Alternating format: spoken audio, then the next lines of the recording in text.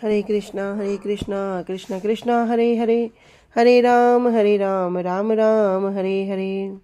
श्री गुरुदेव की अहेतु कृपा से हम जो ग्रंथ कर रहे हैं उसका नाम है श्री श्री चैतन्य चरितामृत, और जिस अध्याय को कर रहे हैं उसका नाम है 20वां अध्याय श्री सनातन शिक्षा, जिसमें हम आ चुके हैं पेज संख्या 251 पे और प्यार संख्या 175 पे। तो इस अध्याय का नाम है श्री सनातन शिक्षा। ये पंच प्राण जो श्री चैतन्य चैतामृत के पंच प्राण हैं उसमें से ही एक प्राण है ये श्री सनातन शिक्षा। जब कोई महाप्रभु के विषय में, नित्यानंद प्रभु के विषय में, उनके परिकरों के विषय में श्रवण करता है तो श्रवण करने मात्र से ही उसकी सुकृति अर्जित हो जाती है, और उसकी यदि कोई उनकी सेवा करता है वाणी के माध्यम से, प्रचार के माध्यम से, स्मरण के माध्यम से, उनकी लीलाओं को बार बार चिंतन के माध्यम से, तो उन पर क्या होती है, उनकी अहेतु की कृपा होती है। वो अहेतु की कृपा किस प्रकार? यद्यपि हम सबका, मैं स्पेशली मेरा कहूँ तो कोई सामर्थ्य नहीं, किंतु जो महाप्रभु नित्यानंद प्रभु के जब शरणागत कोई होता है या उनकी लीलाओं के प्रति किसी का लोभ उत्पन्न हो जाता है, तो जीवन में ऐसे बहुत सारे कार्य हैं जो स्वतः ही हो जाते हैं। कहते हैं ना अनायास। अनायास मतलब बिना किसी प्रयास के। तो हम सबका तो ये परम सौभाग्य है कि हम ये श्री श्री चैतन्य चैतामृत ग्रंथ को श्रवण भी कर पा रहे हैं। यही बड़ी दुर्लभ बात है। तो श्री सनातन शिक्षा में हमने श्रवण किया था कि सनातन गोस्वामी पाद जी ने क्या किया। राजा के यहाँ नौकरी कर रहे थे। राजा के यहाँ से नौकरी छोड़कर क्या किया, अपने घर में बैठकर बहुत सारे विद्वानों के साथ भगवत चर्चा करते हैं। जब भगवत चर्चा करते हैं, इधर क्या बहाना लगा दिया कि अभी सनातन गोस्वामी पाद जी का स्वास्थ्य ठीक नहीं है और वे अभी राजकार्य के लिए नहीं आ पाएंगे। अब राजा के तो ये बड़े खास, जैसे कहते हैं ना सीधा हाथ, कि अगर मैं भी ना हूँ तो सनातन गोस्वामी पाद जी ये सब कार्य कर लेंगे। किंतु एक दिन गया, 2 दिन गया, तब राजा ने क्या किया, अपना जो राज्य वैद्य है, राजवैद्य, उनको भेजते हैं। राजवैद्य जब वहाँ जाते हैं तो देखते हैं बड़े आश्चर्यचकित। क्यों? क्योंकि श्री सनातन गोस्वामी पाद जी क्या कर रहे हैं, वहाँ पर तो बहुत सारे विद्वानों के साथ बैठकर भागवतम की, भगवान की लीलाओं की इष्टि गोष्ठी कर रहे हैं। आपस में बड़ी सुंदर सुंदर चर्चा कर रहे हैं। जब इस प्रकार वो वैद्य देखता है तो वैद्य तो आश्चर्यचकित होकर वापस आ जाता है। राजा को समाचार देता है कि राजा, वो उनके कोई वे किसी प्रकार से भी अस्वस्थ नहीं है और वो पूर्ण रूप से ठीक है, किंतु राजकार्य पर आना नहीं चाहते। इधर बहुत सारे ऐसे व्यक्ति भी थे जो श्री सनातन गोस्वामी पाद जी के पद को ग्रहण करना चाहते थे। तो किसी प्रकार से उनको वो अवसर मिल गया तो उन्होंने भी क्या किया, इधर अपनी पूरी चेष्टा से, प्रचेष्टा से उस पद को पाने के लिए रत हो गए। तब राजा स्वयं श्री सनातन गोस्वामी पाद जी के घर गए। तो वहाँ पर देखते क्या है कि राजा ने देखा कि वहाँ पर श्री सनातन गोस्वामी पाद जी बहुत सारे विद्वानों के साथ बैठकर इष्टि गोष्ठी कर रहे हैं। अब राजा को देखकर श्री सनातन गोस्वामी पाद जी और अन्य सभी जन क्या हो गए, खड़े हो गए और उनको बैठने के लिए आसन प्रदान करते हैं। तब राजा कहता है कि तुम तो स्वस्थ हो, फिर तुम राजकार्य के लिए क्यों नहीं आ रहे हो? तुम राजकार्य के लिए वापस आ जाओ। तो राजा कहता है, राजा सनातन गोस्वामी पाद जी कह रहे हैं कि नहीं, मैं अभी राजकार्य के लिए नहीं आ पाऊंगा और मैं अभी राजकार्य और नहीं करूंगा। तो राजा को तो सुन के बड़ा क्रोध आता है, किंतु राजा उनको अनेक अनेक प्रकार से कहता है कि तुम तो मेरे भाई हो, तुम तो मेरे छोटे भाई के समान हो। इस प्रकार अनेक अनेक प्रकार से क्या करता है, सनातन गोस्वामी पाद जी से कहता है कि आप क्या करो, वापस अपने कार्य पर चले जाओ, क्योंकि मैं तो इधर उधर क्या करता हूँ, यात्रा पे जाता रहता हूँ, युद्ध के लिए मुझे जाना पड़ता है, और मेरे पीछे कौन देखेगा, मेरे पीछे आप सभी तो हैं जो इस राजकार्य को देखेंगे। किंतु इधर सनातन गोसाई पाद जी तो मना कर देते हैं कि मैं अब आगे नहीं जाऊंगा। फिर भी राजा उनसे प्रार्थना करते हैं और अपने महल में आ जाते हैं। जब महल में आते हैं तो राजा विचार करते हैं, और विचार करके अपने जो सिपाही हैं उनको भेज देते हैं कि जाओ सनातन गोसाई पाद जी को बंदी बना के लिए आओ। उस समय उनका क्या नाम था?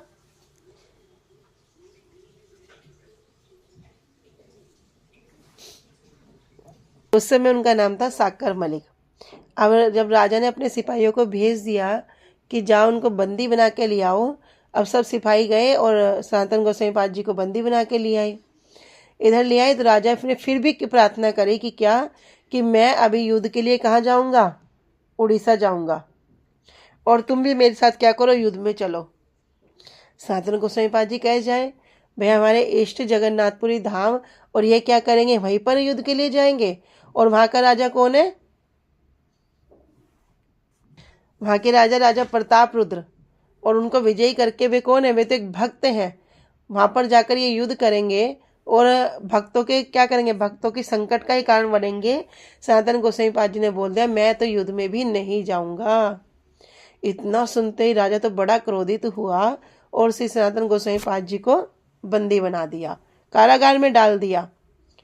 जब इधर कारागार में डाल दिया तो रूप गोस्वामी पाद जी जो पहले ही महाप्रभु के पास दर्शन के लिए जा रहे थे, उनके पास जो कुछ धन था उन्होंने वो 2-3 जगह बांट कर क्या किया, कुछ मोहरे एक व्यापारी के पास रख दी, 10,000 मोहरे। और सनातन गोस्वामी पाद जी को भी एक पत्र लिख दिया गुप्त रूप में, जिससे कि वे समझ जाएं कि इस प्रकार तुम यहाँ से निकल जाना। तो वो पत्र सनातन गोस्वामी पाद जी को मिला और राजा इधर युद्ध पे चला गया। तब जो द्वार पे खड़े थे, जो पहरेदार थे, उन्होंने पहले सनातन गोस्वामी पाद जी ने उन पर कृपा कर रखी थी। तो उसी के इसमें कहते हैं कि अब क्या करो, मैंने तुम पर कृपा की थी, अब तुम मेरा क्या प्रतिकार करो, मतलब मेरी जो मैंने किया था उसका तुम अब बदला चुका दो, तुम मुझे यहाँ से रिहा कर दो, मैं तुम्हें 5,000 सोने की मोहरें भी दे दूंगा। तो वो कहता है नहीं नहीं, मैं कैसे तुमको छोड़ दूंगा, अगर राजा को पता चल गया मेरा सर कलम कर देंगे, मुझे मार देंगे। तो जब देखते हैं साधन, अच्छा अभी 5,000 से काम नहीं चल रहा, तो बोलते हैं ठीक है, मैं एक काम करता हूँ, तुमको 7,000 मोहरें भी दे दूंगा, और मैं तो यहाँ से क्या करूँगा, निकल जाऊँगा, किसी को दुखूंगा भी नहीं, वापस इस राज्य में भी नहीं आऊँगा। और तुम राजा को बोल देना कि सुबह सुबह नित्य क्रिया के लिए गए थे और क्या किया, गंगा जी में ही अपने प्राणों को उन्होंने त्याग दिया। इस प्रकार तुम बोलोगे तो राजा भी यकीन करेगा और मैं इस राज्य में फिर आऊँगा भी नहीं। तो जब 7,000 मोहरों का नाम सुना तो वो जो पहरेदार था वो सोचने लगा कि ठीक है, मेरा कल्याण होगा, मुझे ये पैसा मिलेगा। इस प्रकार अभी उस लोभ में आकर क्या किया, उसने सुबह सुबह से लेके गया और राजा सनातन गोस्वामी पाद जी को वहाँ से छोड़ दिया। अब वो सीमा पार करने के लिए अनेक अनेक प्रयत्न करने पड़ते हैं। तो अनेक अनेक प्रयत्न करने के मार्ग में जब अभी आगे जाते हैं तो वहाँ पर उनके एक बहनोई है, उनका क्या नाम था? श्रीकांत। हाँ, बढ़िया। तो उनके एक बहनोई थे श्रीकांत। जब वो अनेक अनेक प्रकार से क्या करते हैं, वो पार करते हैं, तो उनके बहनोई ने बोलते हैं कि उनका कैसा वेश, सनातन गोस्वामी पाद जी भी पूरे फकीर भेष में, किस प्रकार का भेष है कि जैसे एक बिल्कुल मलिन भेष है, दाढ़ी बड़ी हुई है, चेहरे पे बड़ी धूल मट्टी सब जमी हुई है। तो उनके बहनों जब उन्हें दूर से देखते हैं तो खड़े हो जाते हैं, देखते हैं कौन आ रहा है। तो जब देखते हैं अच्छा ये तो सनातन है, तो उनको बोलते हैं कि तुम अभी घर में रहो, 1-2 दिन यहाँ पर रहकर क्या करो, विश्राम करो, अपने आप को ठीक करो और फिर आगे के लिए चले जाना। तो सनातन गोस्वामी पाद जी बोलते हैं नहीं नहीं, मुझे क्या करो, अभी की अभी गंगा पार करा दो। तो उनके बहनों इनको क्या करते हैं, तुरंत फिर गंगा पार कराने के लिए ले जाते हैं, किंतु उन्हें एक जो बहुमूल्य कंबल है वो उपहार में दे देते हैं। जब वो उपहार में दे देते हैं तो सनातन गोस्वामी पाद जी क्या करते हैं, उसको लेकर वहाँ से चले जाते हैं। और इधर महाप्रभु अभी कहाँ पर हैं, किनके घर पर रुके हुए हैं? इधर महाप्रभु श्री चंद्रशेखर जी के घर पर है। और अभी महाप्रभु कह रहे हैं कि जाओ देख कर आओ, द्वार पर कोई वैष्णव आए हैं। महाप्रभु किस प्रकार से प्रतीक्षा कर रहे हैं इस लीला में। जब हम एक एक बातों को श्रवण करते ना तो बड़ा आनंद आता है, सुनकर भी और उसको फील करके भी। देखा नहीं है लेकिन ऐसा लगता है जैसे कोई कहानी हम सुनते हैं, कोई मूवी देख लेते हैं तो उसको इसके बाद क्या होगा, इसके बाद क्या होगा, इसके बाद वो सब होता है ना, ऐसे ही आई महाप्रभु क्या कर रहे हैं, प्रतीक्षा कर रहे हैं। चंद्रशेखर जी को भेजते हैं। चंद्रशेखर जी बाहर जाकर कहते हैं कि देखते हैं, तो कहते नहीं नहीं, द्वार पर तो कोई है ही नहीं, अभी द्वार पर कोई नहीं है। किंतु महाप्रभु क्या है, महाप्रभु तो उनकी प्रतीक्षा कर रहे हैं। तो महाप्रभु कहते हैं अच्छा कोई तो होगा, क्या तो कोई है, उसको ले आओ। तब महाप्रभु उस चंद्रशेखर जी वापस जाते हैं तो देखते हैं द्वार पर तो कोई बिल्कुल भिखारी वेश में, दरवेश वेश में कोई व्यक्ति बैठा है और उनकी जो स्थिति है वो भी बड़ी अजीब प्रकार की है। तो महाप्रभु ने कहा है तो उनके पास जाकर बोलते हैं कि चलो आपको ना महाप्रभु बुला रहे हैं। अच्छा, इस प्रकार जब सनातन गोस्वामी पाद जी सुनते हैं, बड़े आनंदित होते हैं और महाप्रभु से मिलने के लिए चल पड़ते हैं। जब महाप्रभु के पास जा रहे हैं तो महाप्रभु भी उनके पास दौड़ते हुए आते हैं और उनका आलिंगन कर लेते हैं, आलिंगन करते हैं। लेकिन महाप्रभु और जब एक दूसरे को आलिंगन करते हैं, इधर चंद्रशेखर जी तो आश्चर्यचकित हो जाते हैं कि अरे ये कौन है जिनका महाप्रभु इस प्रकार से आलिंगन कर रहे हैं। और दोनों ही आलिंगन करते करते क्या हो, एक दूसरे के प्रेम में आविष्ट होकर रो भी रहे हैं। इधर सनातन गोस्वामी पाद जी मना करते हैं कि प्रभु आप मुझे आलिंगन मत करो, मैं तो बड़ा निम्न जाति का हूँ, मैंने तो बड़ा ये निम्न लोगों का संग किया है, मलेच्छों का संग किया है, मैं तो बड़ा पापी हूँ, आप मुझे आलिंगन मत करो। तब वहाँ पर महाप्रभु क्या कहते हैं कि मैं तुमको आलिंगन नहीं कर रहा हूँ, अरे तुमको आलिंगन करके तो मैं स्वयं को पवित्र कर रहा हूँ। क्योंकि अगर मैं आपको आलिंगन करता हूँ तो क्या होगा, आपको आलिंगन करने से आप एक ऐसे व्यक्ति हो कि करोड़ों करोड़ों व्यक्तियों का उद्धार, एक एक ब्रह्मांड का आप अकेले उद्धार कर सकते हो। कि आपके स्पर्श करने से क्या हो गया, मैं आपको पवित्र करने के लिए आलिंगन नहीं कर रहा हूँ, मैं तो स्वयं को पवित्र करने के लिए आलिंगन कर रहा हूँ। इस प्रकार महाप्रभु और श्री सनातन गोस्वामी पाद जी का आपस में वार्ता हो रही है। और वहाँ पर एक विशेष बात भी कह रहे हैं कि जब सनातन गोस्वामी पाद जी कहते हैं कि आपने क्या किया, भगवान की कृपा के विषय में महाप्रभु ने वर्णन करते हैं कि सनातन आपका क्या किया, अब बड़े कृष्ण तो बड़े दयालु हैं, बड़े कृपा में हैं, उन्होंने तुम्हारा तो महारौरव नरक से उद्धार ही कर दिया। लेकिन सनातन गोस्वामी पाद जी क्या कहते हैं वहाँ पे, वो कहते हैं कि आमी कृष्ण नहीं जानी, मैं तो कृष्ण को जानता ही नहीं हूँ, मैं तो आपको जानता हूँ। मेरा उद्धार किसने किया है, मेरा उद्धार तो केवल आपने किया है। इस प्रकार जब सनातन गोस्वामी पाद जी और महाप्रभु का आपस में सब वर्तान चल रहा है तो महाप्रभु उनसे कहते हैं कि जो तुम्हारे दोनों भाई हैं, कौन दोनों भाई,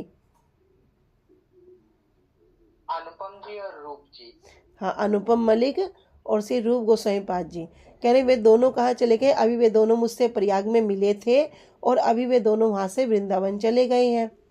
अब महाप्रभु इतने में ही जो तपन मिश्र जी हैं वो भी वहाँ पर निमंत्रण के लिए आते हैं। तो महाप्रभु क्या करते हैं, अभी पहले श्री चंद्रशेखर जी को बुलाते हैं और बुलाकर कहते हैं आप क्या करो, आप सनातन जी को अपने साथ ले जाकर इनका जो ये वेश है उसको दूर करके एक सदवेश धारण करा दो। मतलब क्या था, वहाँ पे जो उनकी अभी दाढ़ी मूछ वगैरह जो बड़े हुए थे, जो दरवेश वेश था उसको मुंडन करा दो, उससे क्या होगा, एक वैष्णव सुवैष्णव जैसा उनको रूप प्राप्त होगा। कह रहे कि इस प्रकार वहाँ पर बहुत सारे जो असद मत है, जो वास्तव में मत नहीं है, उनका वहाँ पर महाप्रभु खंडन करते हैं।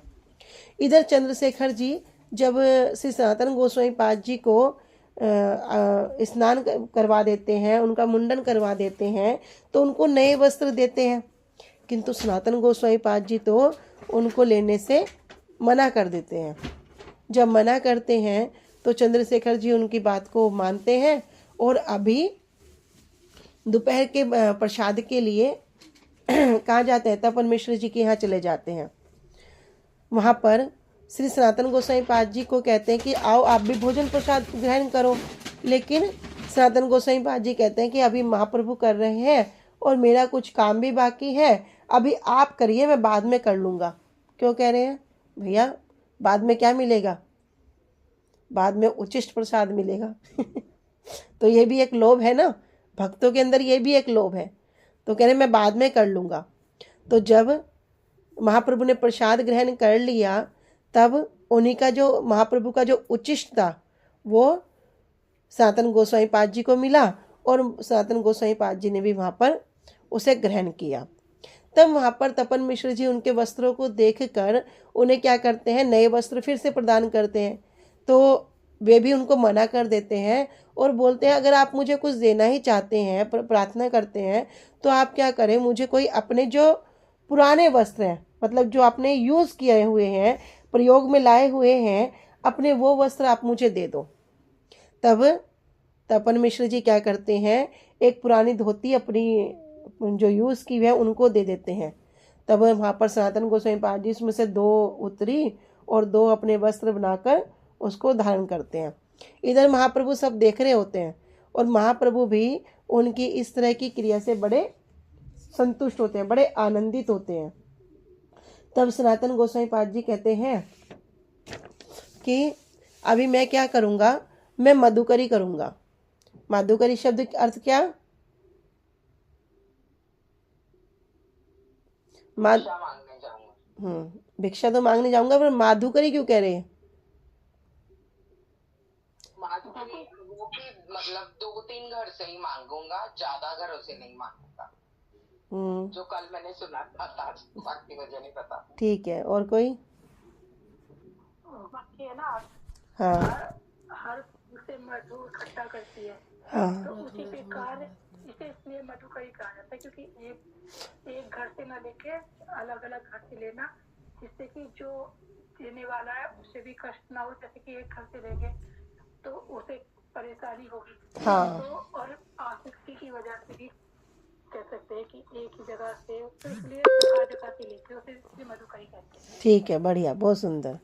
तो मधुकरी मतलब क्या हो गया, एक जगह से पूरा भोजन ग्रहण न करके थोड़ा थोड़ा ग्रहण करना। इधर सनातन गोस्वामी पाद जी का वैराग्य कैसा है, बड़ा अपार है, जिसको कोई पार नहीं पा सकता। किंतु अभी उनके पास एक बहुमूल्य वस्तु क्या है, वो कंबल। अब वो कंबल को महाप्रभु जब भी देखते हैं तो सनातन गोस्वामी पाद जी समझ गए कि महाप्रभु को अब ये कंबल नहीं भा रहा है। तब वे इसको त्यागने का विचार करने लगते हैं कि मैं किस प्रकार इस कंबल को क्या करूं, त्याग दूं, किस प्रकार से मेरा ये जो एक यो अंतिम जो आसक्ति है ये भी खत्म हो जाए। तो वे क्या करते हैं, इस प्रकार चिंतन करते करते दोपहर के स्नान के लिए गंगा जी पर जाते हैं और वहाँ पर बड़ा विचार करते हैं। तो देखते हैं कि कोई एक बड़ी पुरानी सी कोई गुदड़ी, कोई शोल सा वहाँ पर धूप में सूखने के लिए पड़ा है, कोई पुराना कंबल। तो महाप्रभु देखते हैं किसका है, तो एक व्यक्ति वहाँ दिखता है जो उस गुदड़ी का रखवाला, मतलब गुदड़ी वाला था। तो महाप्रभु उससे कहते हैं कि आप क्या करो, आप मुझसे ये कंबल ले लो और आप इस कंबल के बदले मुझे अपनी ये गुदड़ी दे दो। तो वो व्यक्ति तो सोचने लगा कि आप इतने सज्जन व्यक्ति हो और आप हास प्रयास करते हो, ये कैसा विचार है? आप मतलब मुझे ये पुरानी गुदड़ी लेंगे और ये अपना बहुमूल्य कंबल आप मुझे दे देंगे, तो आप ये मेरे से क्यों प्रयास कर रहे हो? कोई अगर बोले तुम मुझसे ये बहुमूल्य मनी ले लो और ये कांच का टुकड़ा दे दो, तो सामने वाला व्यक्ति तो कहेगा ना, भैया क्यों हास प्रयास कर रहे हो, क्यों मेरा मजाक उड़ा रहे हो। इसी प्रकार वहां पर वो व्यक्ति भी सनातन गोस्वामी पाद से कहता है, क्यों प्रयास कर रहे हो भैया, और तुम तो एक सज्जन व्यक्ति हो, सज्जन व्यक्तियों का कार्य क्या है, इस प्रकार किसी का हास प्रयास नहीं किया करते, किंतु आप क्या कर रहे हो, हास प्रयास कर रहे हो। तब श्री सनातन गोस्वामी पाद जी कहते हैं, भैया मैं आपसे कोई हास प्रयास नहीं कर रहा हूँ, मैं तो एकदम सत्य कह रहा हूँ, आप ये मुझे अपनी पुरानी कुदड़ी दे दो और मुझसे कंबल ले लो। इस प्रकार उन्होंने क्या किया, उस व्यक्ति को कंबल दे दिया और वो जो पुराना कंबल था उसको अपने कंधे पर लपेट लिया और फिर महाप्रभु के सामने गए। जब महाप्रभु के सामने जाते हैं तो महाप्रभु अब उनसे पूछते हैं, अरे सनातन, तुम्हारा बहुमूल्य कंबल कहाँ गया। तब महाप्रभु ने कहा, तब सनातन गोस्वामी पाद जी क्या कहते हैं कि वो तो एक विषय रोग था, वो भी क्या हुआ, आपकी कृपा से मेरा खंड हो गया। विषय रोग क्यों, क्योंकि वो कुविषय था, वो सुविषय नहीं था, वो कुविषय था, वो भी क्या हो गया, वो भी मेरे यहाँ से चला गया। तो वहाँ पर महाप्रभु कहते हैं कि भैया बड़े कृष्ण दयालु हैं, क्योंकि कृष्ण ने क्या किया, तुम्हारा जो आखिरी जो विषय रोग था उसको भी दूर कर दिया। क्योंकि भगवान जब किसी पर कृपा करते हैं तो उसके एक एक जो विषय है उसको भी काट देते हैं। तो हमने एक उदाहरण भी श्रवण किया था यहाँ पे कि जिस प्रकार कोई व्यक्ति जब डॉक्टर के पास जाता है, डॉक्टर क्या करता है, उसके एक एक रोग को शरीर से पूरा बाहर निकाल देता है, धीरे धीरे धीरे धीरे, जो उसका अंतिम तक भी होगा, अंतिम तक भी क्या करेगा, उस रोग को बाहर निकाल के ही जो एक कुशल डॉक्टर होगा, अच्छा डॉक्टर होगा, वो पूरा उसको स्वस्थ करके ही छोड़ेगा। इसी प्रकार यहाँ भगवान क्या है, भगवान भी तो एक डॉक्टर है। वे क्या कर रहे हैं, ये जो विषय रोग हैं, अभी जो अंतिम ऐसा एक विषय बंधा हुआ है उसको भी क्या करेंगे, काट देंगे। तो हाँ महाप्रभु कहते हैं कि कृष्ण क्यों आपके विषय रोग को क्यों नहीं काटेंगे, ये अंतिम रोग था, इसको भी क्या किया, काट दिया।